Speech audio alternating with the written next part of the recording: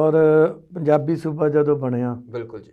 ਔਰ ਉਦੋਂ ਇਹਦਾ ਵੱਖਰਾ ਵਿਭਾਗ ਇੱਕ ਬਣਾਇਆ ਗਿਆ ਔਰ ਭਾਸ਼ਾ ਵਿਭਾਗ ਦੇ ਵਿੱਚ ਜਿਹੜੇ ਕਾਰਜ ਹੋਏ ਉਹ ਯੂਨੀਵਰਸਿਟੀਆਂ ਵੀ ਨਹੀਂ ਕਰ ਸਕੀਆਂ ਜੀ ਬਿਲਕੁਲ ਔਰ ਪੰਜਾਬ ਕੋਸ਼ ਜੀ ਵਿਸ਼ਵ ਕੋਸ਼ ਜੀ ਅਤੇ ਸ਼ਬਦਕੋਸ਼ ਬਹੁਤ ਜਿਹੜੇ ਆ ਉਹ ਭਾਸ਼ਾ ਵਿਭਾਗ ਦੁਆਰਾ ਜਿਹੜੇ ਤਿਆਰ ਕੀਤੇ ਗਏ ਜਿਨ੍ਹਾਂ ਦਾ ਵਿਦਿਆਰਥੀ ਲਾਹਾ ਲੈਂਦੇ ਹੁਣ ਤੱਕ। ਬਿਲਕੁਲ ਜੀ ਲੈਂਦੇ ਆ। ਔਰ ਇਹ ਜਿਹੜੇ ਕਾਰਜ ਆ ਗਾਂਹ ਵੀ ਹੋਣੇ ਚਾਹੀਦੇ ਜੇਕਰ ਸਰਕਾਰ ਮਤਲਬ ਇਹਨੂੰ ਹੋਰ ਸਹਿਯੋਗ ਦੇਵੇ ਅਤੇ ਇਹਦੇ ਤੋਂ ਬਹੁਤ ਜ਼ਿਆਦਾ ਸਮੱਗਰੀ ਲੋਕਤਾ ਰਾਹੀਂ ਇਤਿਹਾਸਕ ਜੀ ਪ੍ਰਾਪਤ ਹੁੰਦੀ। ਅਕਾਲ ਤਖਤ ਸਾਹਿਬ ਦੇ ਜਥੇਦਾਰ ਸਾਹਿਬ ਨੇ ਕਿਹਾ ਸੀ ਕਿ ਗੁਰਦੁਆਰਾ ਸਾਹਿਬ ਇੱਕ ਹੋਣੇ ਚਾਹੀਦੇ ਪਰ ਉਹਦੇ ਬਾਅਦ ਅਮਲ ਕੋਈ ਨਹੀਂ ਹੋਇਆ। ਜੀ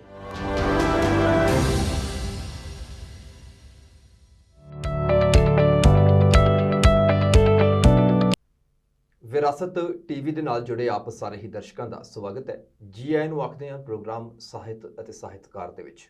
ਸਭ ਤੋਂ ਪਹਿਲਾਂ ਮੇਰੇ ਵੱਲੋਂ ਪਿਆਰ ਭਰੀ ਸਤਿ ਸ੍ਰੀ ਅਕਾਲ।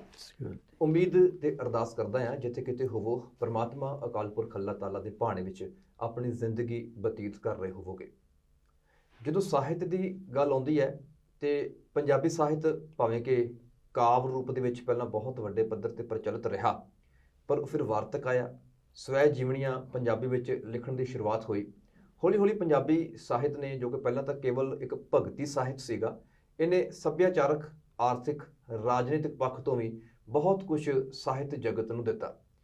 ਔਰ ਸਾਲ 1948 ਜਦੋਂ ਦੇਸ਼ ਦੀ ਆਜ਼ਾਦੀ ਤੋਂ ਬਾਅਦ ਇੱਕ ਐਸੀ ਸੰਸਥਾ ਪੰਜਾਬੀ ਮਹਿਕਮੇ ਦੇ ਨਾਂ ਉੱਤੇ ਸਥਾਪਿਤ ਹੋਈ ਜੋ ਕੇਵਲ 13 ਕੁ ਮੈਂਬਰਾਂ ਦੇ ਨਾਲ ਆਰੰਭ ਕੀਤੀ ਗਈ ਸੀ, ਬਾਅਦ ਵਿੱਚ ਜੋ ਭਾਸ਼ਾ ਵਿਭਾਗ ਪੰਜਾਬ ਦੇ ਨਾਮ ਨਾਲ ਜਾਣੀ ਗਈ ਔਰ ਜਿਹਨੇ ਪੰਜਾਬੀ ਮਾਂ ਬੋਲੀ, ਪੰਜਾਬੀ ਜ਼ੁਬਾਨ ਦੇ ਵਾਸਤੇ ਬਹੁਤ ਵੱਡੇ ਪੱਧਰ ਤੇ ਕੰਮ ਕੀਤੇ, ਕਾਰਜ ਕੀਤੇ, ਜਿਹਦੀ ਅੱਜ ਵੀ ਤਾਰੀਫ ਹੁੰਦੀ ਹੈ। ਤੇ ਜੇ 1948 ਦੇ ਇਸ ਭਾਸ਼ਾ ਵਿਭਾਗ ਦੀ ਸ਼ੁਰੂਆਤ ਦੀ ਗੱਲ ਕਰੀਏ ਤਾਂ ਜਦੋਂ ਸਿੰਘ ਸਭਾ ਲਹਿਰ ਹੋਂਦ ਵਿੱਚ ਆਉਂਦੀ ਹੈ, ਜਦੋਂ ਪੰਜਾਬੀ ਜ਼ੁਬਾਨ ਪ੍ਰਤੀ, ਪੰਜਾਬੀ ਸਾਹਿਤ ਪ੍ਰਤੀ, ਪੰਜਾਬੀ ਸੱਭਿਆਚਾਰ ਪ੍ਰਤੀ ਜਾਂ ਸਿੱਖ ਧਰਮ, ਸਿੱਖ ਇਤਿਹਾਸ ਪ੍ਰਤੀ ਜ਼ਿੰਮੇਵਾਰੀ ਦੇ ਨਾਲ ਉਹਨਾਂ ਨੇ ਕੰਮ ਸ਼ੁਰੂ ਕੀਤੇ, ਤਾਂ ਪਹਿਲਾਂ ਰਿਮਿੰਗਟਨ ਫੌਂਟ ਜਿਹੜਾ ਪੰਜਾਬੀ ਦਾ ਵਰਤਣਾ ਸ਼ੁਰੂ ਹੋਇਆ ਤਕਰੀਬਨ 1902, ਯਾਨੀ ਕਿ ਜਦੋਂ ਇਹ 20ਵੀਂ ਸਦੀ ਦੇ ਆਰੰਭ ਦਾ ਦੌਰ ਸੀਗਾ, ਜਦੋਂ ਪੰਜਾਬੀ ਮਾਂ ਬੋਲੀ ਵਾਸਤੇ ਕਾਰਜ ਕੀਤੇ ਜਾਣੇ ਜਿਹੜੇ ਨੇ ਸ਼ੁਰੂ ਹੋਏ ਸੀਗੇ। ਫਿਰ ਉਸ ਤੋਂ ਬਾਅਦ ਲਗਾਤਾਰ ਚੱਲਦੇ ਆ ਰਹੇ ਤੇ ਬਹੁਤ ਵੱਡੇ ਪੱਧਰ ਤੇ ਅੱਜ ਜਿਹੜਾ ਭਾਸ਼ਾ ਵਿਭਾਗ ਹੈ ਉਹ ਕੰਮ ਕਰ ਰਿਹਾ। ਸੋ ਭਾਸ਼ਾ ਵਿਭਾਗ ਕਿਵੇਂ ਕੰਮ ਕਰਦਾ ਸੀਗਾ, ਕਿਵੇਂ ਉਹਨੇ ਸਾਹਿਤ ਪ੍ਰਤੀ ਆਪਣੀਆਂ ਜ਼ਿੰਮੇਵਾਰੀਆਂ ਦੇ ਨਾਲ ਤਨਦੇਹੀ ਦੇ ਨਾਲ ਕੰਮ ਕੀਤਾ ਔਰ ਪੰਜਾਬੀ ਸਾਹਿਤ ਜਗਤ ਨੂੰ ਵੱਡੀ ਅਮੀਰੀ ਜਿਹੜੀ ਹੈ ਉਹ ਦਿੱਤੀ, ਉਸ ਬਾਬਤ ਵੀ ਗੱਲਬਾਤ ਕਰਾਂਗੇ। ਕਿਉਂਕਿ ਅੱਜ ਸਾਡੇ ਜਿਹੜੇ ਮਹਿਮਾਨ ਇਸ ਪ੍ਰੋਗਰਾਮ ਦੇ ਵਿੱਚ ਹੈਗੇ ਨੇ ਬਹੁਤ ਹੀ ਖਾਸ ਸ਼ਖਸੀਅਤ ਨੇ, ਜਿਨ੍ਹਾਂ ਉੱਤੇ ਬਹੁਤ ਵੱਡੀ ਜ਼ਿੰਮੇਵਾਰੀ ਜਿਹੜੀ ਹੈ ਉਹ ਭਾਸ਼ਾ ਵਿਭਾਗ ਨੇ ਪਾ ਦਿੱਤੀ ਸੀ। ਕਿਉਂਕਿ ਇੱਕ ਨਹੀਂ, ਦੋ ਨਹੀਂ, 3 ਜ਼ਿਲ੍ਹਿਆਂ ਦਾ ਜਿਹੜਾ ਆ ਉਹਨਾਂ ਨੂੰ ਭਾਸ਼ਾ ਅਫਸਰ ਨਿਯੁਕਤ ਕੀਤਾ ਗਿਆ, ਕਿਉਂਕਿ ਇਹ ਬੜਾ ਵੱਡਾ ਅਹੁਦਾ ਤੇ ਬੜੀ ਵੱਡੀ ਜ਼ਿੰਮੇਵਾਰੀ ਵਾਲਾ ਔਰ 3 ਜ਼ਿਲ੍ਹਿਆਂ ਦੀ ਜ਼ਿੰਮੇਵਾਰੀ ਨੂੰ ਬਾਖੂਬੀ ਨਿਭਾ ਕੇ ਉਹ ਇਸ ਆਪਣੀ ਡਿਊਟੀ ਤੋਂ ਜਿਹੜਾ ਆ ਬਾਅਦ ਵਿੱਚ ਰਿਟਾਇਰਮੈਂਟ ਉਹਨਾਂ ਦੀ ਹੋਈ ਹੈ ਔਰ ਬੜੀ ਮਾਣ ਦੇ ਨਾਲ ਤੇ ਬੜੇ ਸਤਿਕਾਰ ਦੇ ਨਾਲ ਉਹਨਾਂ ਨੂੰ ਉੱਥੋਂ ਵਿਦਾ ਕੀਤਾ ਗਿਆ, ਕਿਉਂਕਿ 3 ਜ਼ਿਲ੍ਹਿਆਂ ਦੀ ਜਿਹੜਾ ਕਾਰਜਭਾਰ ਸੀਗਾ ਉਹਨਾਂ ਦੇ ਮੋਢਿਆਂ ਉੱਤੇ ਸੀਗਾ ਔਰ ਉਹ ਵੀ ਪੰਜਾਬੀ ਜ਼ੁਬਾਨ ਦੇ ਸੰਬੰਧ ਵਿੱਚ।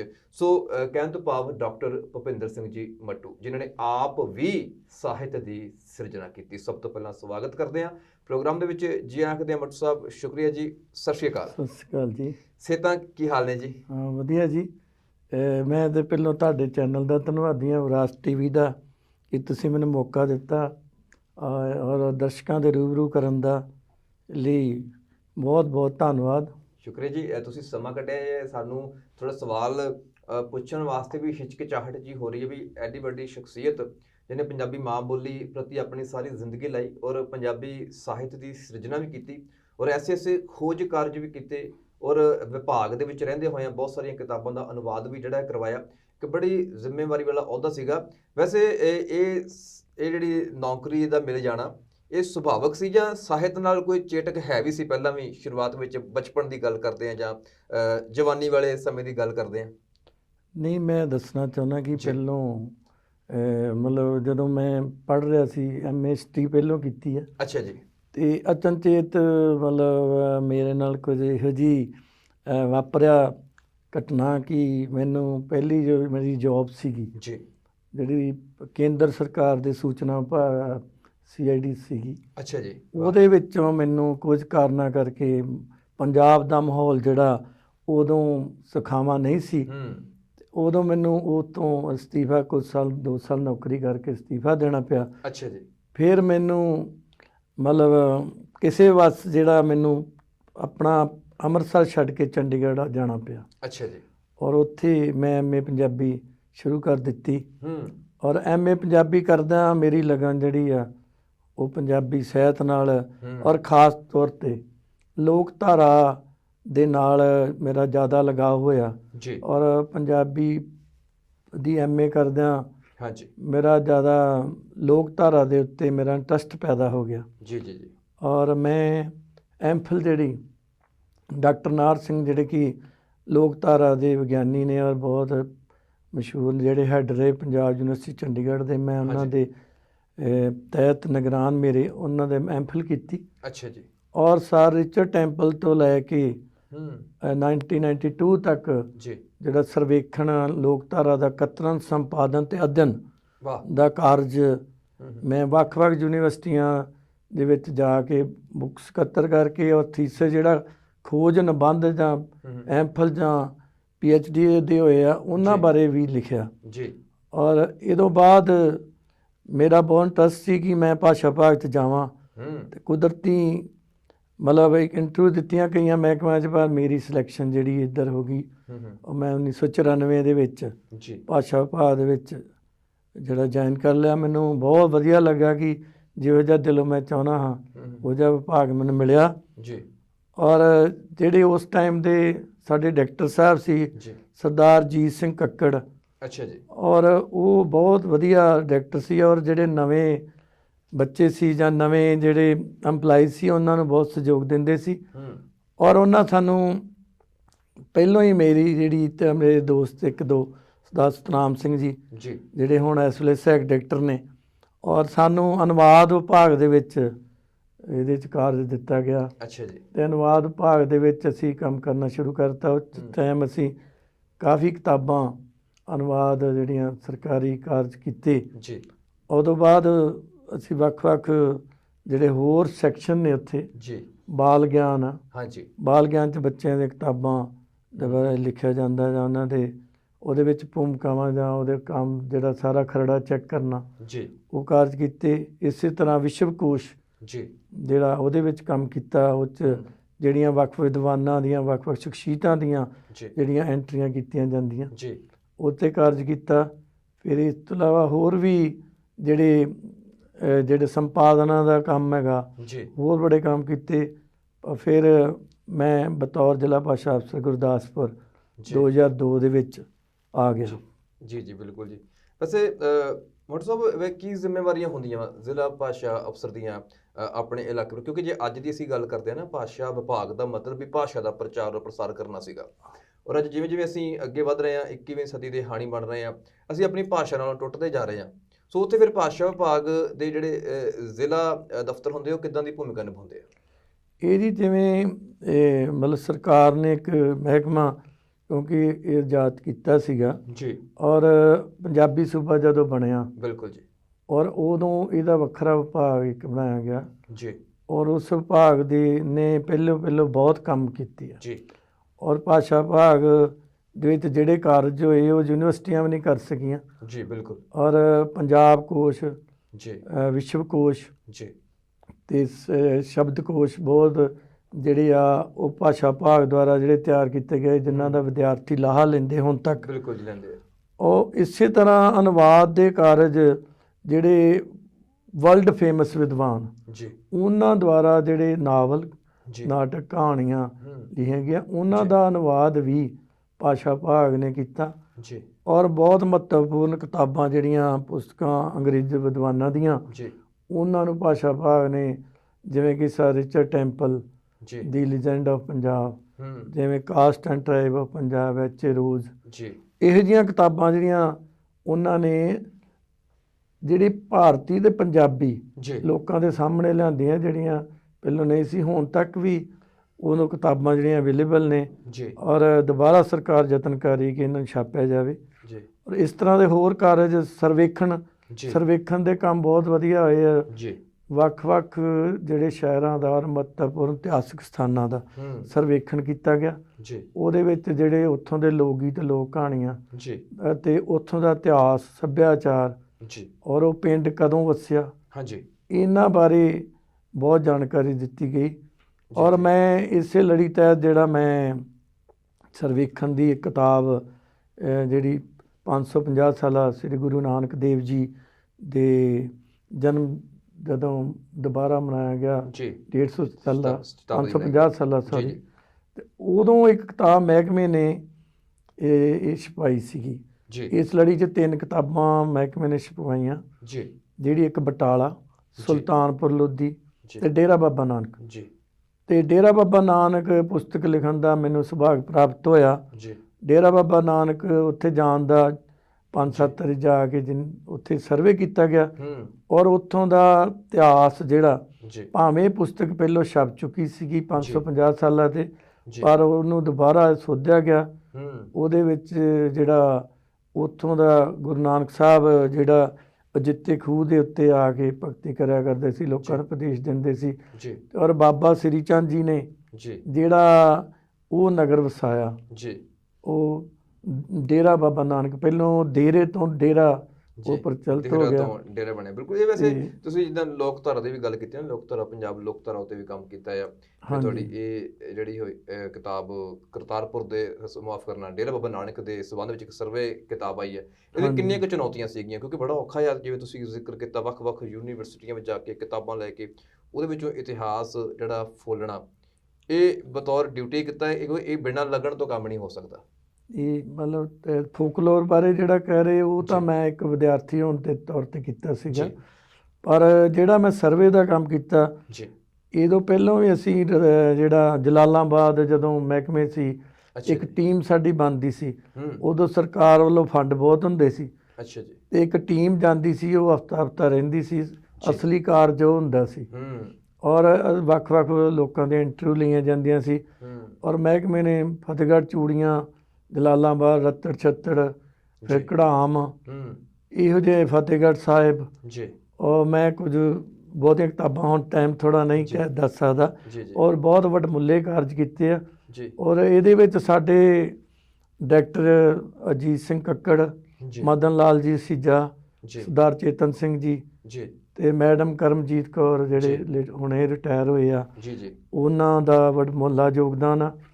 ਔਰ ਇਹ ਜਿਹੜੇ ਕਾਰਜ ਆ ਗਾਂਹ ਵੀ ਹੋਣੇ ਚਾਹੀਦੇ, ਜੇਕਰ ਸਰਕਾਰ ਮਤਲਬ ਇਹਨੂੰ ਹੋਰ ਸਹਿਯੋਗ ਦੇਵੇ ਤੇ ਇਹਦੇ ਤੋਂ ਬਹੁਤ ਜ਼ਿਆਦਾ ਸਮੱਗਰੀ ਲੋਕਧਾਰਾ ਇਤਿਹਾਸਕ ਪ੍ਰਾਪਤ ਹੁੰਦੀ ਹੈ। ਬਿਲਕੁਲ, ਕਿਉਂਕਿ ਜਿਵੇਂ ਜ਼ਿਕਰ ਕੀਤਾ ਡਾਕਟਰ ਸਾਹਿਬ ਨੇ ਵੀ ਪਿੰਡ ਪੱਧਰ ਦੀ ਗੱਲ ਕਰਦੇ ਵੀ ਕਿਹੜੇ ਪਿੰਡਾਂ ਦੇ ਸਰਵੇਖਣ ਹੋਏ ਆ, ਔਰ ਪਿੰਡ ਦੀ ਗੱਲ ਕਰਦੇ ਕਰਦੇ ਅੰਤਰਰਾਸ਼ਟਰੀ ਸਾਹਿਤ ਤੱਕ ਗੱਲ ਪਹੁੰਚਦੀ ਹੈ ਵੀ ਅੰਤਰਰਾਸ਼ਟਰੀ ਸਾਹਿਤ ਜਿਹੜਾ ਜਿਨ੍ਹਾਂ ਦਾ ਸੱਭਿਆਚਾਰ ਨਾਲ ਸਾਡੀ ਕੋਈ ਸਾਂਝ ਨਹੀਂ, ਜਿਨ੍ਹਾਂ ਦੀ ਬੋਲੀ ਨਾਲ ਸਾਡੀ ਕੋਈ ਸਾਂਝ ਨਹੀਂ, ਜਿਨ੍ਹਾਂ ਦੇ ਨਾਲ ਸਾਡਾ ਕੋਈ ਤਾਲੁਕ ਵਾਸਤਾ ਨਹੀਂ, ਉਹਨਾਂ ਵੱਲੋਂ ਲਿਖਿਆ ਹੋਇਆ ਬਾ ਕਮਾਲ ਦਾ ਸਾਹਿਤ ਜਿਹੜਾ ਕਿ ਲੋਕਾਂ ਨੂੰ ਕੋਈ ਸੇਧ ਦਿੰਦਾ ਹੋਵੇ, ਉਹਦੇ ਅਨੁਵਾਦ ਵੀ ਜਿਹੜੇ ਨੇ ਭਾਸ਼ਾ ਵਿਭਾਗ ਵੱਲੋਂ ਕੀਤੇ ਜਾਂਦੇ ਨੇ। ਸੋ ਭਾਸ਼ਾ ਵਿਭਾਗ ਦਾ ਇਤਿਹਾਸ ਇਹ 2-4 ਗੱਲਾਂ ਤੋਂ ਹੀ ਬਹੁਤ ਅਮੀਰ ਹੋ ਜਾਂਦਾ ਆ, ਔਰ ਬਹੁਤ ਮਾਣਮੱਤਾ ਹੋ ਜਾਂਦਾ ਆ ਕਿ ਉਹਨੇ ਸ਼ੁਰੂਆਤੀ ਦੌਰ ਵਿੱਚ ਜਿਵੇਂ ਟੀਮਾਂ ਬਣਾ ਕੇ ਪਿੰਡਾਂ ਵਿੱਚ ਜਾਣਾ, ਔਰ ਪਿੰਡਾਂ ਦੇ ਉਹ ਟੀਮ ਦੀ ਡਿਊਟੀ ਲੱਗਣੀ, ਹਫ਼ਤਾ 10 ਦਿਨ ਉਸ ਇਲਾਕੇ ਵਿੱਚ ਰਹਿ ਕੇ ਉਸ ਇਲਾਕੇ ਦੇ ਬਾਰੇ ਤਹਿ ਤੱਕ ਬਰੀਕ ਤੋਂ ਬਰੀਕ ਜਾਣਕਾਰੀ ਲੈ ਕੇ ਫਿਰ ਉਹਦੀ ਪੁਣ ਛਾਨਣਾ ਕਰਕੇ ਉਹ ਕਿਤਾਬ ਨੂੰ ਹੋਂਦ ਵਿੱਚ ਲੈ ਕੇ ਆਉਣਾ। ਇਹ ਬਹੁਤ ਵੱਡਾ ਕਾਰਜ ਹੈ ਜੋ ਸਰਕਾਰਾਂ ਤੇ ਸਮਰਪਣ ਭਾਵਨਾ ਨਾਲ ਕੰਮ ਕਰਨ ਵਾਲੀਆਂ ਸੰਸਥਾਵਾਂ ਦੇ ਸਹਿਯੋਗ ਤੋਂ ਬਿਨਾਂ ਕਲਾਕਾਰਾ ਮਨੁੱਖ ਜਿਹੜਾ ਹੈ ਉਹ ਕਰ ਹੀ ਨਹੀਂ ਸਕਦਾ। ਉਸ ਤੋਂ ਇਲਾਵਾ ਡਾਕਟਰ ਸਾਹਿਬ ਜ਼ਿਕਰ ਅਸੀਂ ਕਰ ਰਹੇ ਸੀ ਗੱਲਬਾਤ ਵਿੱਚ ਜਦੋਂ ਬੈਠੇ ਸੀ ਪਹਿਲਾਂ ਕਿ ਗੁਰੂ ਗ੍ਰੰਥ ਸਾਹਿਬ ਜੀ ਦੇ ਵਿੱਚ ਜਿਵੇਂ ਉਪਦੇਸ਼ 4 ਵਰਨਾਂ ਕੋ ਸਾਂਝਾ ਆ, ਉਹ 'ਤੇ ਬਹੁਤ ਸਾਰੀਆਂ ਐਸੀਆਂ ਮਿੱਥ ਹੈਗੀਆਂ ਨੇ ਜਿਹਨੂੰ ਸਤਿਗੁਰੂ ਸੱਚੇ ਪਾਤਸ਼ਾਹ ਨੇ ਖੰਡਨ ਵੀ ਕੀਤਾ ਹੈ, ਪਰ ਕਿਤੇ ਨਾ ਕਿਤੇ ਉਹਨਾਂ ਦਾ ਸਹਾਰਾ ਵੀ ਲਿਆ ਵਾ। ਇਸ ਵਿਸ਼ੇ ਉੱਤੇ ਤੁਹਾਡਾ ਕਾਰਜ ਕੀ ਹੈਗਾ ਸੀ? ਮੇਰਾ PhD ਦਾ ਜਿਹੜਾ ਖੋਜ ਕਾਰਜ ਆ ਉਹ ਹੈਗਾ ਗੁਰੂ ਗ੍ਰੰਥ ਸਾਹਿਬ ਵਿੱਚ ਆਏ ਮਿੱਥਕ ਹਵਾਲੇ ਅਤੇ ਸੰਕੇਤਾਂ ਦਾ ਦਾਰਸ਼ਨਿਕ ਅਧਿਐਨ। ਅੱਛਾ ਜੀ। ਇਹ ਮੈਂ ਪੰਜਾਬ ਯੂਨੀਵਰਸਿਟੀ ਚੰਡੀਗੜ੍ਹ ਤੋਂ ਡਾਕਟਰ ਮਲਕੀਤ ਸਿੰਘ ਬਾਜਵਾ ਜਿਹੜੇ ਕਿ ਸਵਰਗਵਾਸੀ ਹੁਣ ਸੰਸਾਰ 'ਚ ਨਹੀਂ ਰਹੇ, ਉਹਨਾਂ ਬਹੁਤ ਵੱਡਮੁੱਲਾ ਕਾਰਜ ਕਰਾਇਆ ਸੀ। ਔਰ ਇਹਦੇ ਵਿੱਚ ਜਿਹੜੇ ਗੁਰੂ ਸਾਹਿਬ ਨੇ ਜਿਹੜੀਆਂ ਮਿੱਥਾਂ ਨੇ ਉਹਨਾਂ ਦਾ ਖੰਡਨ ਵੀ ਕੀਤਾ, ਉਹਨਾਂ ਨੂੰ ਮਿੱਥਾਂ ਨੂੰ ਪੁਨਰ ਸਿਰਜਣਾ ਵੀ ਕੀਤੀ ਔਰ ਰੂਪਾਂਤਰਨ ਵੀ ਕੀਤਾ। ਬਿਲਕੁਲ। ਔਰ ਉਹਨਾਂ ਮਿੱਥਾਂ ਰਾਹੀਂ ਗੁਰੂ ਸਾਹਿਬ ਨੇ ਸਮਝਾਇਆ ਕਿ ਮਤਲਬ ਮਨੁੱਖ ਜਿਹੜਾ ਇਹਨਾਂ ਮਤਲਬ ਜਿਹੜੀਆਂ ਪ੍ਰਚਲਿਤ ਮਿੱਥਾਂ ਉਹਨਾਂ ਨੂੰ ਛੱਡ ਕੇ, ਜਿਵੇਂ ਕਿ ਇਹ ਮਿੱਥ ਸੀਗੀ ਵੀ ਦੇਵੀ ਦੇਵਤਿਆਂ ਦੀ ਉਸ ਟਾਈਮ ਜਿਹੜੇ ਪੂਜਾ ਕਰਦੇ ਸੀ। ਬਿਲਕੁਲ ਜੀ। ਤੇ ਗੁਰੂ ਸਾਹਿਬ ਨੇ ਦੱਸਿਆ ਕਿ ਜਿਹੜੇ ਦੇਵੀ ਦੇਵਤੇ ਆ ਹੂੰ ਇਹ ਵੀ ਕਾਮ ਕ੍ਰੋਧ ਲੋਭ ਮੋਹ ਹੰਕਾਰ ਤੋਂ ਲਿਪਤ ਨੇ, ਬਿਲਕੁਲ ਔਰ ਉਹ ਇਹਦੀਆਂ ਉਦਾਹਰਨਾਂ ਵੀ ਦਿੰਦੇ ਆ। ਜੀ ਇੰਦਰ ਜਿਹੜਾ ਵਾ ਉਹ ਹੱਲਿਆ ਦੇ ਉੱਤੇ ਮੋਹਤ ਹੋ ਗਿਆ, ਹੂੰ ਤੇ ਗੌਤਮ ਤਪਾ ਹੱਲਿਆ ਤਿਸ ਦੇਖ ਇੰਦਰ ਲਭਾਇਆ, ਜੀ ਸਹਿ ਸਰੀਰ ਚਿਹਨ ਪਗ ਹੋਏ ਤਾਂ ਮਨ ਪਛਤਾਇਆ। ਹੂੰ ਔਰ ਇੰਦਰ ਨੂੰ ਉਹਦੇ ਪਤੀ ਨੇ ਹੱਲਿਆ ਦੇ ਸ਼ਰਾਪ ਦਿੱਤਾ ਤਾਂ ਉਹਦੇ ਸਰੀਰ ਤੇ ਹਜ਼ਾਰਾਂ ਭਗਾਂ ਹੋ ਗਈਆਂ। ਹੂੰ ਇਸੇ ਤਰ੍ਹਾਂ ਗੁਰੂ ਸਾਹਿਬ ਕਹਿੰਦੇ ਕਿ ਸ਼ਿਵ ਨੇ ਆਪਣੇ ਪੁੱਤਰ ਗਣੇਸ਼ ਦਾ ਜਿਹੜਾ ਗੁੱਸੇ 'ਚ ਆ ਕੇ ਸਿਰ ਵੜਤਾ, ਹੂੰ ਔਰ ਉਹ ਕਹਿੰਦੇ ਸ਼ਿਵ ਸਦਾ ਅੰਕਾਰੀ ਰੁੱਧਾ ਹੂੰ ਕਿਤ ਲਗ ਤਰੇ ਸੰਸਾਰ। ਹੂੰ ਮਤਲਬ ਗੁਰੂ ਸਾਹਿਬ ਕਹਿੰਦੇ ਕਿ ਤੁਸੀਂ ਜਿਹੜੇ ਅਵਤਾਰ ਆ ਦੇਵੀ ਦੇਵਤੇ ਇਹਨਾਂ ਦੀ ਪੂਜਾ ਛੱਡ ਕੇ ਇੱਕ ਜੀ। ਪਾਰਬ੍ਰਹਮ ਨਿਰਗੁਣ ਹੂੰ ਬ੍ਰਹਮ ਦੀ ਜਿਹੜੀ ਆ ਉਹਦੀ ਆਰਾਧਨਾ ਕਰੋ। ਬਿਲਕੁਲ ਜੀ ਇਹ ਜਿਹੜਾ ਬ੍ਰਹਮ ਆ ਉਹੀ ਤੁਹਾਨੂੰ ਪਾਰ ਲਗਾ ਸਕਦਾ। ਬਿਲਕੁਲ ਜੀ ਇਸੇ ਤਰ੍ਹਾਂ ਗੁਰੂ ਸਾਹਿਬ ਨੇ ਜਿਵੇਂ ਲੋਕਾਂ 'ਚ ਮਿੱਥ ਪ੍ਰਚਲਿਤ ਸੀ ਜੀ ਕਿ ਧਰਤੀ ਬਲਦ ਦੇ ਸਾਰੇ ਖੜੀ, ਬਿਲਕੁਲ ਜੀ ਪਰ ਉਹ ਗੁਰੂ ਸਾਹਿਬ ਕਹਿੰਦੇ ਕਿ ਨਹੀਂ, ਇਹ ਗਲਤ ਆ। ਹੂੰ ਜਿਹੜੀ ਧਰਤੀ ਆ ਉਹ ਬਲਦ ਦੇ ਸਹਾਰੇ ਨਹੀਂ ਖੜੀ। ਬਲਦ ਕਿਹਦੇ ਸਹਾਰੇ ਖੜਾ? ਹੂੰ ਬਲਦ ਜਿਹੜਾ ਅਜੇ ਬਲਦ ਤੇ ਖੜੀ ਹੈ ਤੇ ਬਲਦ ਕਿਹਦੇ ਸਹਾਰੇ ਬਿਲਕੁਲ ਖੜਾ? ਜੀ, ਉਹ ਬਲਦ ਉਹਨਾਂ ਕਹਿ ਕਿ ਜਿਹੜੀ ਧਰਤੀ ਆ ਧਰਮ ਦੇ ਸਹਾਰੇ ਖੜੀ ਹੈ, ਬਿਲਕੁਲ ਜੀ ਤੇ ਧਰਮ ਨੂੰ ਇੱਕ ਪ੍ਰਮਾਤਮਾ ਨੇ ਇੱਕ ਨਿਯਮ 'ਚ ਬੱਧਾ ਹੋਇਆ। ਬਿਲਕੁਲ ਜੀ ਇਹ ਸਾਰੀਆਂ ਧਰਤੀ ਚੰਦ ਸੂਰਜ ਆਕਾਸ਼ਕ ਉਹਨੇ ਨਿਯਮ ਦੇ ਵਿੱਚ ਬੱਧੇ ਆ, ਔਰ ਜਿਹੜੇ ਤਾਰੇ ਬਹਿਰਾ ਮੰਡਲ ਬਿਲਕੁਲ ਜੀ ਉਹ ਸਾਰੇ ਉਹਦੇ ਅਧੀਨ ਨੇ। ਉਹਨੇ ਜੀ ਉਹਦੇ ਅਨੁਸਾਰ ਗੁਰੂ ਸਾਹਿਬ ਕਹਿੰਦੇ ਕਿ ਇਹ ਮਿੱਥਾਂ ਦੇ ਉੱਤੇ ਸਾਨੂੰ ਵਿਸ਼ਵਾਸ ਨਹੀਂ ਕਰਨਾ ਚਾਹੀਦਾ। ਜੀ ਜੀ ਬਿਲਕੁਲ। ਦੇਵੀ ਦੇਵਾ ਮੂਲ ਹੈ ਮਾਇਆ, ਜਾਂ ਹੋਰ ਬਹੁਤ ਸਾਰਾ ਜੀ ਇੱਕ ਜ਼ਿਕਰ ਜਦੋਂ ਮਿੱਥਾਂ ਦਾ ਚੱਲਿਆ ਨਾ, ਜਿੱਦਾਂ ਕੋਈ ਕਹਿੰਦੇ ਹੁੰਦੇ ਬਈ ਪੱਥਰ ਦੇ ਵਿੱਚੋਂ ਰੱਬ ਦੀ ਪ੍ਰਾਪਤੀ ਦੀ ਗੱਲ ਹੈ, ਤੇ ਉਹ ਜਦੋਂ ਸ਼ਬਦ ਨੂੰ ਅਸੀਂ ਧਿਆਨ ਨਾਲ ਪੜ੍ਹਦੇ ਹਾਂ, ਕਈ ਵਾਰ ਇਦਾਂ ਹੁੰਦਾ ਵੀ ਜਿੱਦਾਂ ਚੀਜ਼ਾਂ ਚੱਲੀਆਂ ਆ ਰਹੀਆਂ ਨੇ ਉਹ ਪਰੰਪਰਾਵਾਂ ਬਣ ਜਾਂਦੀਆਂ ਨੇ, ਉਹੀ ਇਤਿਹਾਸ ਬਣ ਜਾਂਦਾ ਆ, ਉਹਨੂੰ ਅਸੀਂ ਐਜ਼ ਇਟ ਮੰਨ ਲੈਂਦੇ ਹਾਂ। ਪਰ ਜੇ ਬਾਰੀਕੀ ਦੇ ਨਾਲ ਸੁਹਜ ਦੇ ਨਾਲ ਸਤਿਗੁਰ ਸੱਚੇ ਪਾਤਸ਼ਾਹ ਦੀ ਪਾਵਨ ਬਾਣੀ ਨੂੰ ਅਸੀਂ ਪੜ੍ਹਦੇ ਹਾਂ, ਤੇ ਆਪਣੇ ਆਪ ਬੜੇ ਹੀ ਭਰਮ ਭੁਲੇਖੇ ਜਿਹੜੇ ਨੇ ਉਹ ਅੰਦਰੋਂ ਦੂਰ ਹੁੰਦੇ ਨੇ, ਤੇ ਸਮਝ ਆਉਂਦੀ ਵੀ ਸਤਿਗੁਰ ਸੱਚੇ ਪਾਤਸ਼ਾਹ ਦੀ ਜਿਹੜੀ ਵਿਚਾਰਧਾਰਾ ਸੀ ਉਹ ਬਿਲਕੁਲ ਨਰੋਈ ਸੀ, ਨਵੀਂ ਸੀ, ਸਮਾਜ ਨੂੰ ਸੇਧ ਦੇਣ ਵਾਲੀ ਸੀ। ਉਹ ਕਿਸੇ ਵੀ ਤਰ੍ਹਾਂ ਦੇ ਕਰਮਕਾਂਡ, ਅੰਧ ਵਿਸ਼ਵਾਸ, ਪਰੰਪਰਾ ਜਾਂ ਰੀਤੀ ਰਿਵਾਜ ਨੂੰ ਮਾਨਤਾ ਨਾ ਦਿੰਦਿਆਂ ਹੋਇਆਂ ਬਿਨਾਂ ਕਿਸੇ ਵਿਚੋਲਗੀ ਤੋਂ, ਬਿਨਾਂ ਕਿਸੇ ਏਜੰਟੀ ਤੋਂ ਸਿੱਧੀ ਪਰਮਾਤਮਾ ਦੇ ਨਾਲ ਲਿਵ ਕਿਵੇਂ ਜੋੜਨੀ ਹੈ ਇਹਦੇ ਬਾਰੇ ਦੱਸਦੀ ਸੀ। ਤੇ ਪਰਮਾਤਮਾ ਦੇ ਦਰਸ਼ਨ ਉਹ ਕੁਦਰਤ ਵਿੱਚੋਂ, ਸਾਡੇ ਆਂਢ ਗੁਆਂਢ, ਸੱਜੇ ਖੱਬੇ, ਰਿਸ਼ਤੇਦਾਰੀਆਂ ਦੇ ਵਿੱਚੋਂ, ਸਮਾਜ ਦੇ ਵਿੱਚੋਂ, ਦੁਨੀਆ ਦੇ ਵਿੱਚੋਂ ਹਰੇਕ ਮਨੁੱਖ ਵਿੱਚ ਪਰਮਾਤਮਾ ਕਿਵੇਂ ਵੱਸਦਾ ਆ, ਉਹ ਇੰਨੇ ਕੁ ਕਪਾਟ ਸਤਿਗੁਰ ਸੱਚੇ ਪਾਤਸ਼ਾਹ ਦੀ ਬਾਣੀ ਖੋਲ ਦਿੰਦੀ ਸੀ ਕਿ ਸਮਝ ਆ ਜਾਂਦੀ ਸੀ ਬਈ ਇਹੀ ਸੱਚ ਹੈ ਜੋ ਅਸੀਂ ਵੇਖ ਰਹੇ ਹਾਂ, ਜੋ ਕੁਛ ਅਸੀਂ ਜੀ ਰਹੇ ਹਾਂ, ਔਰ ਇਹਦੇ ਵਿੱਚ ਹੀ ਪਰਮਾਤਮਾ ਜਿਹੜਾ ਆ ਉਹ ਕਣ ਕਣ ਵਿੱਚ ਵਸਿਆ ਹੋਇਆ ਹੈ। ਜਦੋਂ ਅਸੀਂ ਨਿਰਪੱਖ ਹੋ ਕੇ ਗੁਰੂ ਗ੍ਰੰਥ ਸਾਹਿਬ ਦਾ ਅਧਿਐਨ ਕਰਦੇ ਹਾਂ, ਜਿਵੇਂ ਡਾਕਟਰ ਸਾਹਿਬ ਨੇ ਦੱਸਿਆ ਹੈ ਕਿ ਬਹੁਤ ਸਾਰੀਆਂ ਮਿੱਥਾਂ ਜਿਹੜੀਆਂ ਨੇ ਸਤਿਗੁਰ ਸੱਚੇ ਪਾਤਸ਼ਾਹ ਨੇ ਸਮਝਾਉਣ ਦੀ ਕੋਸ਼ਿਸ਼ ਕੀਤੀ ਹੈ ਕਿ ਇਹ ਐਦਾਂ ਨਹੀਂ ਸੀ, ਇਹ ਐਦਾਂ ਸੀ, ਪਰ ਉਹ ਜਿਹੜੀ ਗੱਲ ਕਹਿੰਦੇ ਨੇ ਵੀ ਐਦਾਂ ਨਹੀਂ ਸੀ, ਅਸੀਂ ਉਹਨੂੰ ਜ਼ਿਆਦਾ ਸੱਚ ਮੰਨ ਲਿਆ ਕਿਤੇ ਨਾ ਕਿਤੇ। ਤੇ ਇਹ ਇੱਕ ਵੱਡਾ ਕਾਰਨ ਹੈ ਵੀ ਅਸੀਂ ਸਿੱਖ ਵੀ ਕਹਾਉਂਦੇ ਹਾਂ, ਅਸੀਂ ਜ਼ਾਤਾਂ ਪਾਤਾਂ ਵਿੱਚ ਹੀ ਫਸੇ ਹੋਏ ਹਾਂ, ਅਸੀਂ ਊਚ ਨੀਚ ਦਾ ਵਹਿਮ ਭਰਮ ਵੀ ਕਰਦੇ ਹਾਂ, ਅਸੀਂ ਜਿਹੜਾ ਆ ਹੋਰ ਬਹੁਤ ਸਾਰੇ ਕਰਮ ਕਾਂਡ ਜਿਹੜੇ ਨੇ ਅਨਮਤੀ ਧਰਮਾਂ ਵਿੱਚ ਕੀਤੇ ਜਾਂਦੇ ਆ, ਉਹ ਸ਼ਾਇਦ ਸਾਡੇ ਧਰਮ ਦਾ ਵੀ ਇੱਕ ਵੱਡਾ ਹਿੱਸਾ ਬਣ ਚੁੱਕੇ ਨੇ। ਡਾਕਟਰ ਸਾਹਿਬ, ਇਹ ਇਹੋ ਜਿਹੇ ਜਦੋਂ ਕੰਮ ਆਪਾਂ ਕਰਦੇ ਹਾਂ, ਖਾਸ ਤੌਰ ਤੇ ਗੁਰਬਾਣੀ ਦਾ ਕੰਮ ਹੁੰਦਾ ਜਾਂ ਸਿੱਖ ਇਤਿਹਾਸ ਦਾ ਖੋਜ ਕਾਰਜ ਹੁੰਦਾ ਆ, ਇੱਥੇ ਬੜੀ ਵੱਡੀ ਚੁਣੌਤੀ ਹੁੰਦੀ ਹੈ ਕਿ ਯਾਰ ਕੋਈ ਗੱਲ ਲੋਕਾਂ ਨੂੰ ਚੰਗੀ ਨਾ ਲੱਗੀ, ਵੈਸੇ ਤਾਂ ਲੱਗਣੀ ਨਹੀਂ, ਜਦੋਂ ਸੱਚ ਦੀ ਗੱਲ ਕੋਈ ਵੀ ਕਰਾਂਗੇ, ਜੇ ਇਸ ਤੋਂ ਹਟ ਕੇ ਵੀ ਕੋਈ ਗੱਲ ਕਰਦੇ ਆ, ਨਵੀਂ ਗੱਲ ਕਰਦੇ ਆ, ਉਹ ਚੰਗੀ ਨਹੀਂ ਲੱਗਦੀ ਲੋਕਾਂ ਨੂੰ। ਤੇ ਇਹੋ ਜਿਹੀ ਚੁਣੌਤੀ ਤੋਂ ਫਿਰ ਕਦੀ ਡਰ ਨਹੀਂ ਲੱਗਿਆ? ਚੁਣੌਤੀ ਇਸ ਤਰ੍ਹਾਂ ਕਿ ਪਹਿਲੋਂ ਤੇ ਕਈ ਲੋਕਾਂ ਨੇ ਕਿਹਾ ਕਿ ਤੁਹਾਡਾ ਟੌਪਿਕ ਜਿਹੜਾ ਗੁਰੂ ਗ੍ਰੰਥ ਸਾਹਿਬ 'ਚ ਮਿੱਥਾਂ ਹੀ ਨਹੀਂ ਹੈਗੀਆਂ। ਪਹਿਲੋਂ ਜਿਹੜਾ ਮੇਨ ਕਈ ਲੋਕਾਂ ਨੇ ਇਹ ਵੀ ਕੁਐਸਚਨ ਕੀਤੇ, ਜਾਂ ਮੇਰੇ ਗਾਈਡ ਨੂੰ ਵੀ ਗੁਰੂ ਗ੍ਰੰਥ ਸਾਹਿਬ 'ਚ ਤੁਸੀਂ ਮਿੱਥਕ ਹਵਾਲੇ ਕਹਿਤਾ, ਮਿੱਥਕ ਕਹਿਤਾ, ਇਹ ਸ਼ਬਦ ਬੜਾ ਚੁਭਿਆ ਇਹ। ਪਰ ਇਹ ਵੀ ਜਿਹੜੀਆਂ ਮਿੱਥਾਂ ਵਾ ਜਾਂ ਉਹਨਾਂ ਲੋਕ ਕਹਾਣੀ ਸ਼ਬਦ ਕਹਿ ਦਿਓ, ਲੋਕ ਕਹਾਣੀਆਂ ਵੀ ਆ, ਉਹਦਾ ਅਰਥ ਦੂਜਾ। ਤੇ ਲੋਕ ਕਹਾਣੀ ਨੂੰ ਜਿਹੜਾ ਦੇ ਤੋਂ ਹੀ ਅਸੀਂ ਸਿੱਖਿਆ ਲੈਂਦੇ ਹਾਂ, ਮਤਲਬ ਚੰਗੀਆਂ ਵੀ ਮਿੱਥਾਂ ਨੇ, ਚੰਗੀਆਂ ਕਹਾਣੀਆਂ ਵੀ, ਪਰ ਇਹ ਚੁਣੌਤੀ ਮੈਨੂੰ ਜ਼ਰੂਰ ਆਈ।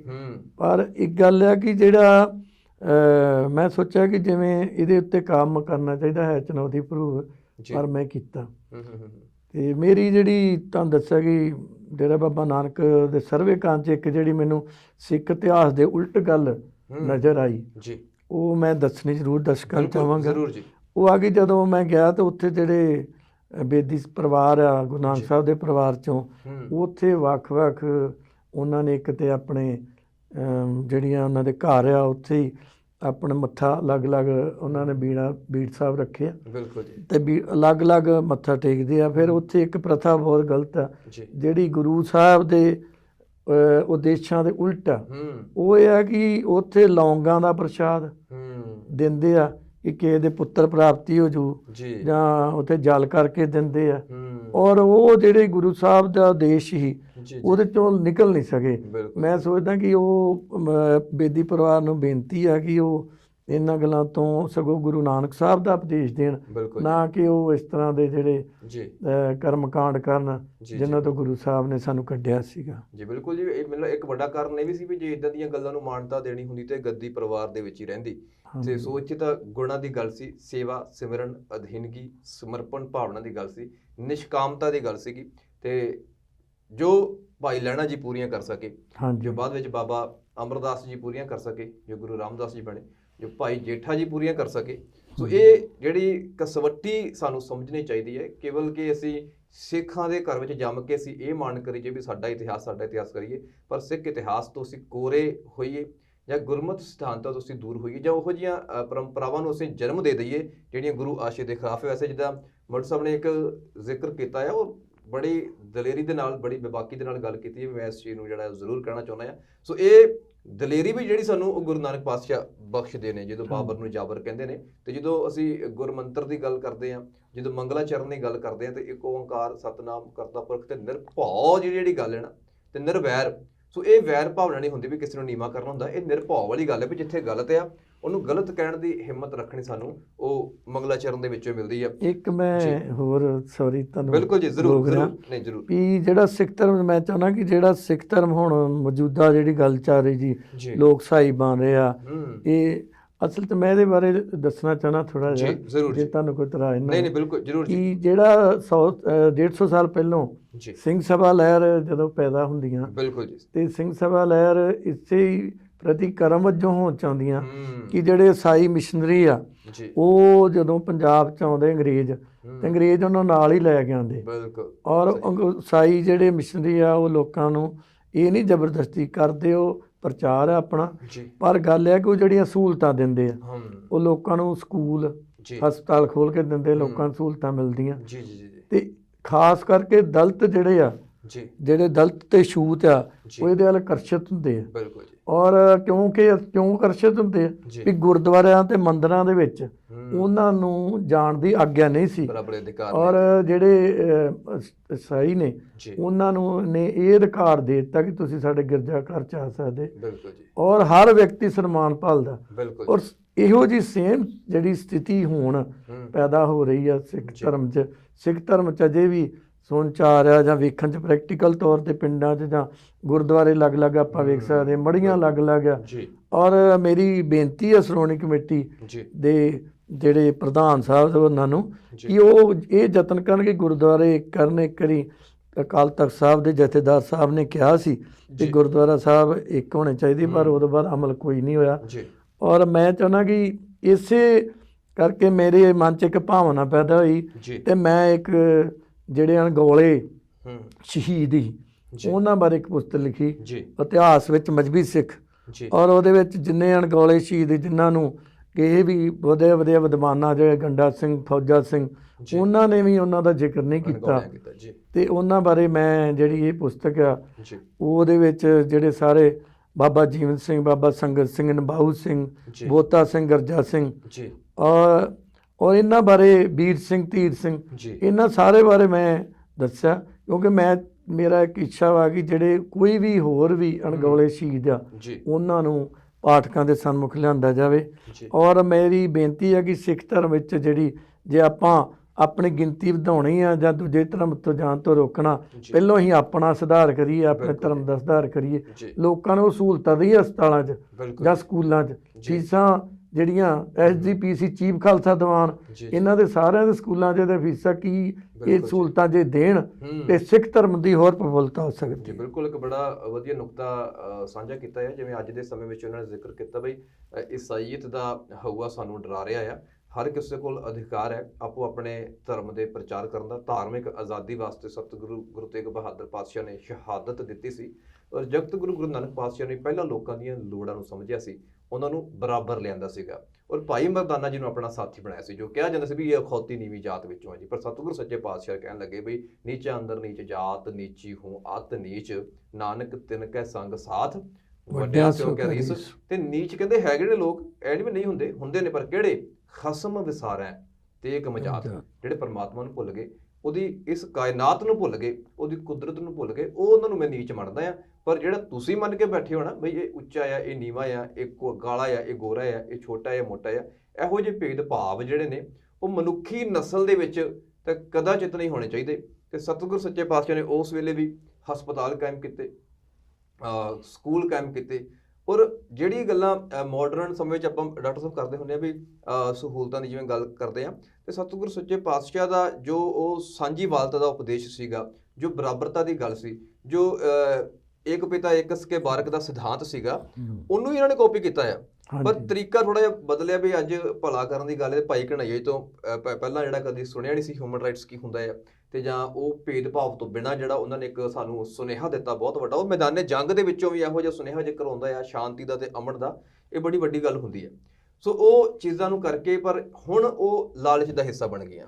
ਉਹ ਮਜਬੂਰੀ ਦਾ ਫਾਇਦਾ ਚੁੱਕ ਕੇ ਜੇ ਇਦਾਂ ਦੀ ਕੋਈ ਗੱਲਬਾਤ ਕੀਤੀ ਜਾਂਦੀ ਹੈ, ਫਿਰ ਚਾਹੇ ਮਜਬੂਰ ਕਰ ਲਓ, ਚਾਹੇ ਲਾਲਚ ਦੇ ਲਓ, ਚਾਹੇ ਪਿਆਰ ਦੇ ਲਓ, ਚਾਹੇ ਡਰਾਵੇ ਨਾਲ ਆਪਾਂ ਕਿਸੇ ਦਾ ਧਰਮ ਤਬਦੀਲ ਕਰਦੇ ਹਾਂ। ਤੇ ਮੈਂ ਸਮਝਦਾ ਵੀ ਕਿਸੇ ਜੇ ਸਿੱਖ ਵੀ ਇਦਾਂ ਕਰਦੇ ਉੱਥੇ ਵੀ ਮੈਂ ਉਹਨੂੰ ਗਲਤ ਹੀ ਮੰਨਦਾ ਹਾਂ। ਕਿਸੇ ਵੀ ਧਰਮ ਕੋਲ ਇਹ ਅਧਿਕਾਰ ਜਾਂ ਅਖਤਿਆਰ ਨਹੀਂ ਹੋਣੇ ਚਾਹੀਦੇ। ਪਰ ਦੂਜੇ ਪਾਸੇ ਜਿਵੇਂ ਡਾਕਟਰ ਸਾਹਿਬ ਤੁਸੀਂ ਗੱਲ ਕੀਤੀ ਵੀ SGPC ਚੀਫ ਖਾਲਸਾ ਦੀਵਾਨ ਸ੍ਰੀ ਅਕਾਲ ਤਖਤ ਸਾਹਿਬ ਇਹ ਬੜੀ ਵਧੀਆ ਭੂਮਿਕਾ ਨਿਭਾ ਸਕਦੇ ਨੇ ਜੇ ਇਹ ਵਾਕਈ ਸੀਰੀਅਸ ਹੋ ਕੇ ਇੱਕ ਪਿੰਡ ਤੇ ਇੱਕ ਗੁਰਦੁਆਰਾ ਲਹਿਰ ਜਿਹੜੀ ਜੇ ਆਰੰਭ ਕੀਤੀ ਜਾਵੇ। ਤੇ ਜਿਵੇਂ ਇੱਕ ਪਿੰਡ ਵਿੱਚ ਅਸੀਂ ਆਮ ਤੌਰ ਤੇ ਡਾਕਟਰ ਸਾਹਿਬ ਗੱਲ ਕਰਦੇ ਹੁੰਦੇ ਆ ਵੀ ਜੇ 5 ਗੁਰਦੁਆਰੇ ਨੇ ਤੇ ਉਹਦੇ ਵਿੱਚ ਇੱਕ ਗੁਰਦੁਆਰਾ ਉਹ ਚੁਣ ਲਓ ਜਿਹੜਾ ਵੱਡਾ ਆ, ਜਿਹਦੇ ਕੋਲ ਪਾਰਕਿੰਗ ਹੈਗੀ ਆ, ਜਿਹਦੇ ਕੋਲ ਦੀਵਾਨ ਹਾਲ ਹੈਗਾ, ਉਹਨੂੰ ਚੁਣ ਲਓ ਮੇਨ ਮੁੱਖ ਤੌਰ ਦੇ ਉੱਤੇ, ਤਾਂ ਕਿ ਸਾਰੇ ਫੰਕਸ਼ਨ ਜਿਹੜੇ ਆ ਚਾਹੇ ਤੁਹਾਡੇ ਮੰਥਲੀ ਹੁੰਦੇ ਨੇ ਜਾਂ ਐਨੂਅਲ ਹੁੰਦੇ ਨੇ ਉੱਥੇ ਹੋਣ। ਜਿਹੜੇ ਬਾਕੀ 4 ਆ ਉੱਥੇ ਇੱਕ 'ਚ ਕੰਪਿਊਟਰ ਸੈਂਟਰ ਖੋਲ ਦਿਓ, ਇੱਕ 'ਚ ਜਿਮ ਖੋਲ ਦਿਓ, ਇੱਕ 'ਚ ਲਾਇਬ੍ਰੇਰੀ ਖੋਲ ਦਿਓ ਤੇ ਇੱਕ 'ਚ ਦਵਾਖਾਨਾ ਖੋਲ ਦਿਓ। ਜਾਂ ਪਿੰਡਾਂ ਦੀਆਂ ਗਰੀਬ ਬੱਚੀਆਂ ਦੇ ਵਾਸਤੇ ਜਾਂ ਲੋੜਵੰਦ ਬੱਚੀਆਂ ਦੇ ਵਾਸਤੇ ਜਿਹੜਾ ਸਟਿਚਿੰਗ ਦਾ, ਸਿਲਾਈ ਦਾ ਕੋਰਸ ਸ਼ੁਰੂ ਕੀਤਾ ਜਾ ਸਕਦਾ ਆ। ਔਰ SGPC ਜਦੋਂ ਇੰਨਾ ਪੈਸਾ ਜਿਹੜਾ ਅਸੀਂ ਧਰਮ ਪ੍ਰਚਾਰ ਦੇ ਫੰਡ ਵਾਸਤੇ ਕੱਢਦੇ ਆ ਤੇ ਉਹਦੀ ਸਹਿਯੋਗ ਵਰਤੋਂ ਕੀਤੀ ਜਾ ਸਕਦੀ ਹੈ। ਮੈਂ ਦੱਸਣਾ ਚਾਹੁੰਦਾ ਕਿ ਅਸੀਂ ਜਿਹੜਾ ਤੁਸੀਂ ਗੱਲ ਕਰ ਰਹੇ ਜੀ, ਇਸੇ ਲੜੀ ਤਹਿਤ ਅਸੀਂ ਇੱਥੇ ਮਹਿਤਾ ਰੋਡ ਤੇ ਜੀ ਮਕਬੂਲਪੁਰਾ ਸ਼ਹੀਦ ਬਾਬਾ ਜੀਵਨ ਸਿੰਘ, ਸ਼ਹੀਦ ਬਾਬਾ ਸੰਗਤ ਸਿੰਘ ਜੀ ਬਣਿਆ, ਉੱਥੇ ਅਸੀਂ ਜਾ ਕੇ ਜਿਹੜਾ ਵਾ ਇੱਕ ਕਾਰਜ ਸ਼ੁਰੂ ਕੀਤੇ। ਪਿੱਛੇ ਬੱਚੀਆਂ ਦੇ ਵਿਆਹ ਕਰਦੇ ਰਹੇ ਆ ਜੀ, ਔਰ ਲੋਕਡਾਊਨ ਤੋਂ ਪਹਿਲਾਂ ਲਗਾਤਾਰ ਚੱਲਦੇ ਰਹੇ ਆ ਜੀ 7-8 ਸਾਲ। ਵਾਹ। ਹੁਣ ਲੋਕਡਾਊਨ ਤੋਂ ਬਾਅਦ ਉਹਦੇ ਤੇ ਸੰਗਤ ਸਾਰੇ ਇਲਾਕੇ ਦੇ ਲੋਕ ਸਹਿਯੋਗ ਦਿੰਦੇ ਰਹੇ ਜੀ, ਔਰ ਉੱਥੇ ਹੁਣ ਸਿਲਾਈ ਸੈਂਟਰ ਵੀ ਚੱਲ ਰਹੇ ਆ। ਬਹੁਤ ਵਧੀਆ ਜੀ। ਔਰ ਗੁਰਦੁਆਰਾ ਇਸੇ ਤਰ੍ਹਾਂ ਜਿਹੜੇ ਉੱਥੇ ਬੱਚਿਆਂ ਦੀ ਪੜ੍ਹਾਈ ਦਾ ਲੋਕਾਂ ਨੂੰ ਗਾਈਡ, ਵੀ ਬੱਚੇ ਉੱਥੇ ਗਾਈਡ ਨੋਟਸ ਬੋਰਡ ਤੇ ਲਾ ਦਈਦਾ ਵੀ ਤੁਸੀਂ ਕਿਹੜੀਆਂ ਪੋਸਟਾਂ ਆਈਆਂ ਜਾਂ ਕਿਹੜੇ ਕੋਰਸ ਜਾਏ ਆ, ਉਹ ਉੱਥੇ ਅਸੀਂ ਲਾ ਦਿੰਦੇ, ਲੋਕਾਂ ਨੂੰ ਸੂਚਿਤ ਕਰ ਦਿੰਦੇ ਆ ਜੀ।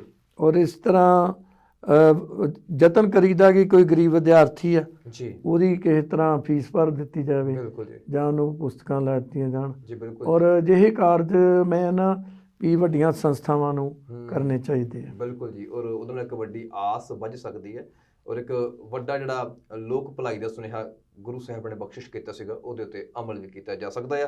ਸੋ ਸਮਾਂ ਬਿਲਕੁਲ ਸਮਾਪਤੀ ਵੱਲ ਹੈਗਾ ਹੈ। ਮੁੱਢ ਸਾਹਿਬ ਆਖਿਰ ਦੇ ਵਿੱਚ ਕੀ ਸੁਨੇਹਾ ਜਿਹੜਾ ਆ ਸਾਡੇ ਦਰਸ਼ਕਾਂ ਨੂੰ ਦੇਣਾ ਚਾਹੋਗੇ? ਮੈਂ ਤੇ ਇਹ ਸੁਨੇਹਾ ਦੇਣਾ ਚਾਹੁੰਦਾ ਕਿ ਸਾਨੂੰ ਪਹਿਲੀ ਗੱਲ ਤੇ ਪੰਜਾਬੀ ਮਾਂ ਬੋਲੀ ਨੂੰ ਪਿਆਰ ਕਰਨਾ ਚਾਹੀਦਾ ਜੀ, ਕਿਉਂਕਿ ਜ਼ਿਆਦਾਤਰ ਸ਼ਹਿਰੀ ਖੇਤਰ ਦੇ ਵਿੱਚ ਜਿਹੜੇ ਉਹ ਜਿੰਨੇ ਲੋਕ ਭਾਵੇਂ ਪੰਜਾਬ 'ਚ ਰਹਿੰਦੇ ਆ ਉਹ ਹਿੰਦੀ ਬੋਲ ਕੇ ਬੜੇ ਖੁਸ਼ ਹੁੰਦੇ ਆ, ਪਰ ਆਪਣੀ ਮਾਂ ਬੋਲੀ ਨੂੰ ਪਿਆਰ ਕਰਨਾ ਜ਼ਰੂਰੀ ਆ ਜੀ।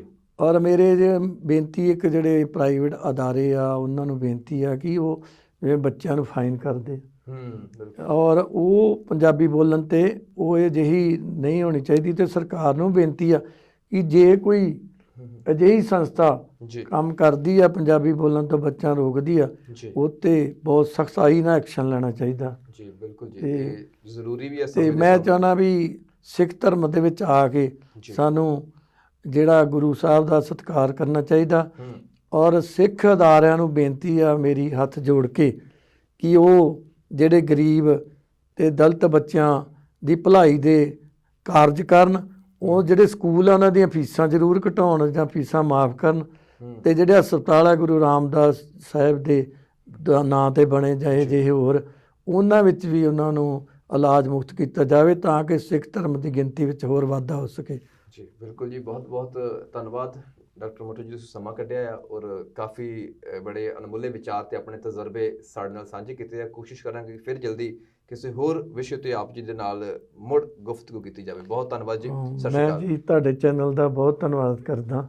ਸੋ ਇਹ ਸਨ ਡਾਕਟਰ ਭੁਪਿੰਦਰ ਸਿੰਘ ਜੀ ਮੱਟੂ, ਜਿਨ੍ਹਾਂ ਨੇ ਆਪਣੇ ਕੈਰੀਅਰ ਦੇ ਵਿੱਚੋਂ ਕੁਝ ਤਜਰਬੇ ਸਾਂਝੇ ਕੀਤੇ ਔਰ ਸਾਹਿਤਕ ਸਫ਼ਰ ਦੇ ਬਾਰੇ ਗੱਲਬਾਤ ਕੀਤੀ।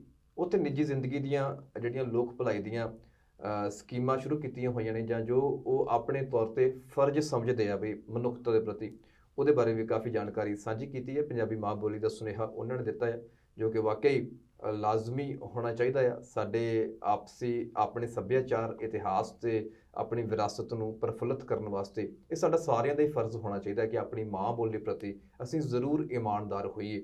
ਸੋ ਉਮੀਦ ਕਰਦਾ ਹਾਂ ਪ੍ਰੋਗਰਾਮ ਵਿੱਚ ਜੋ ਕੁਝ ਸਾਂਝਾ ਕੀਤਾ ਗਿਆ ਆਪ ਜੀ ਨੂੰ ਚੰਗਾ ਲੱਗਿਆ ਹੋਵੇਗਾ। ਸੋ ਮਿਲਦੇ ਹਾਂ ਅਗਲੇ ਐਪੀਸੋਡ ਵਿੱਚ ਇੱਕ ਹੋਰ ਅਜ਼ੀਮ ਸ਼ਖਸੀਅਤ ਦੇ ਨਾਲ। ਤਦ ਤੱਕ ਲਈ ਮੈਨੂੰ ਦਿਓ ਇਜਾਜ਼ਤ। ਸਤਿ ਸ਼੍ਰੀ ਅਕਾਲ। ਸਤਿ ਸ਼੍ਰੀ ਅਕਾਲ ਜੀ।